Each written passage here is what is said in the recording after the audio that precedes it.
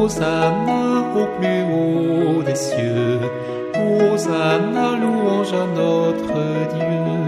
Hosanna au plus haut des cieux. Hosanna, louange à notre Dieu. Saint est le Seigneur vivant, Dieu de l'univers. Chantez-le, vous ses enfants, par toute la terre. Hosanna au plus haut des cieux. Hosanna. Le dimanche des rameaux est une belle fête. Vous avez reçu tout à l'heure à la porte de l'église un rameau d'olivier ou une palme, et nous sommes entrés processionnellement dans l'église en agitant cela, en disant « Hosanna au plus haut des cieux, béni soit celui qui vient au nom du Seigneur », en souvenir de cette entrée triomphale de Jésus à Jérusalem il y a 20 siècles.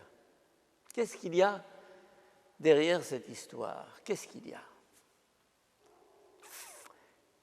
Eh bien, il y a que le peuple juif, depuis des siècles, était opprimé, écrasé, et au moment où cet événement se passe, c'est encore l'occupation romaine après toutes les occupations précédentes.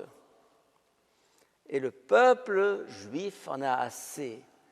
Il veut un libérateur, il veut un sauveur, un roi à la manière de David. David a été le deuxième roi qui a marqué l'histoire d'Israël de façon extraordinaire. 1000 ans avant le Christ, il est le modèle du roi. Et c'est pourquoi la ville de Jérusalem, on l'appelle la cité de David, et quand Jésus vient pour dire « je viens libérer le peuple, je viens sauver les Juifs », ils se disent « enfin, enfin ».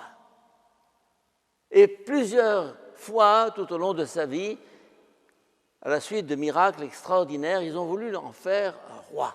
Voilà notre roi. Et Jésus s'était éclipsé, s'était évadé pour éviter cette royauté derrière laquelle il y avait un profond malentendu. Mais finalement, voilà que ce dimanche des rameaux, il semble accepter ce titre de roi et entrer dans ce malentendu. Le peuple est tout heureux en se disant « Voilà, c'est lui. C'est lui qui va rétablir la royauté en Israël. » Mais, dans cette histoire, quelque chose de bizarre. Un roi, ça monte sur un cheval, comme Mohamed Ali, à notre place ici à Alexandrie, la place Mohamed Ali, ou bien Alexandre le Grand, un cheval, ou bien Napoléon, un cheval. Cheval, c'est noble, c'est beau. Mais Jésus choisit un âne. C'est minable. Minable pour un roi qui vient sur un âne. Vous avez vu les paysans marcher, monter sur des ânes. Eh bien, Jésus choisit un âne. Mais ils n'ont pas compris. Ils ne veulent pas comprendre. Ils ne comprendront pas. Même les apôtres, après 3 années d'enseignement, le moment où Jésus monte au ciel, il lui dit « Est-ce maintenant le moment que tu as choisi pour établir la royauté en Israël ?» Ils ne comprennent pas. Il avait pourtant bien affirmé devant Pilate « Je suis roi. » Ah, mais ma royauté n'est pas de ce monde. Ma royauté n'est pas du type que vous pensez, du type que vous croyez, du type que vous voulez. Vous voulez un roi triomphant, un roi glorieux, un roi fort, un roi politique. Non. Jésus refuse, parce qu'il sait que la politique, ça ne mène à rien. On renverse un régime, un autre le remplace, qui est pire que le précédent ou qui est semblable à lui. On a fait tomber le roi Farouk, on a eu Nasser la dictature militaire, on a eu Sadat, une autre dictature militaire, on a eu Moubarak, une troisième dictature militaire, on a eu Morsi, une dictature religieuse, et puis maintenant, on se dit, voilà, avec Sisi, ce sera merveilleux.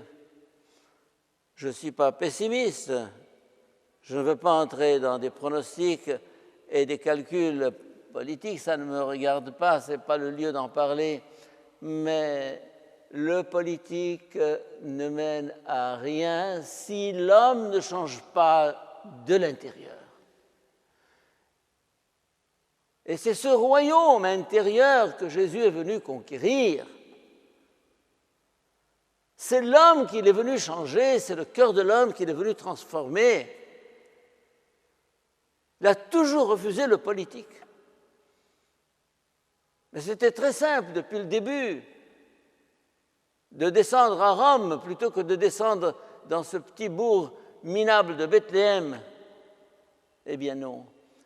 Par sa naissance à Bethléem, il marque le style de son règne, le style de son passage, le style de sa mission. Et c'est pourquoi ce dimanche des Rameaux est symbolique d'un roi humble. Qu'est-ce qui est marqué? Voici ton roi, qui vient vers toi humble, monté sur une ânesse et un petit âne, le petit d'une bête de somme. Il insiste sur la modestie de la monture qu'il va prendre. Mais les foules ne comprennent pas et l'invoquent et l'acclament. Il entre dans le jeu, il accepte. Ils déploient leurs vêtements sur son passage et ils se disent, voilà, ça y est. Quelques jours plus tard, le jeudi, cette même foule qu'il a acclamé roi, qu'il a ovationné, qu'il a porté au nu, cette même foule va dire qu'il soit crucifié.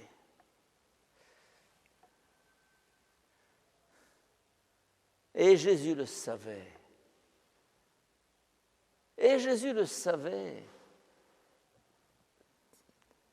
Et il savait très bien que s'il avait fait la gaffe d'entrer dans cette mécanique de la politique et de la force et de la puissance et de la gloire, il aurait raté sa mission. C'est dedans, c'est au fond. C'est dans le cœur de l'homme que se joue le combat. Et c'est ainsi que le Christ a mené le seul combat, le vrai combat, à Gethsémani, quelques jours plus tard. Sur le calvaire, le lendemain, nous avons là toute la logique du mystère chrétien. Nous avons là toute la logique de l'Évangile. Si on n'a pas compris cela, on n'a rien compris. La gloire, ce mot gloire dont on parle si souvent dans l'Évangile, a un sens tout à fait différent de celui que nous lui donnons dans le langage commun. La gloire pour nous, c'est le trône. La gloire pour nous, c'est la force. C'est les honneurs, c'est la puissance, c'est la dignité. Jésus nous indique un autre chemin de force et de dignité. Le seul chemin qui est capable de mettre l'homme dans sa vraie position, qui est celui de la dignité de l'amour. Si tu n'aimes pas, ta dignité ne vaut rien. Tout le blablabla de ce qu'on appelle le monde, eh bien, c'est du néant. C'est une mascarade. Eh bien, aujourd'hui, mes chers amis, nous entrons dans cette semaine sainte, cette démarche dans laquelle le Christ va nous révéler sa vraie nature, sa vraie démarche, sa vraie mission.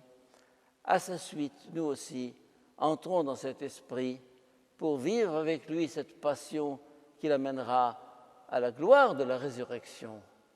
Amen. Hosanna, Hosanna, Hosanna au plus haut des cieux. Hosanna, Hosanna, Hosanna au plus haut des cieux. Car la terre et le ciel sont remplis de ta gloire.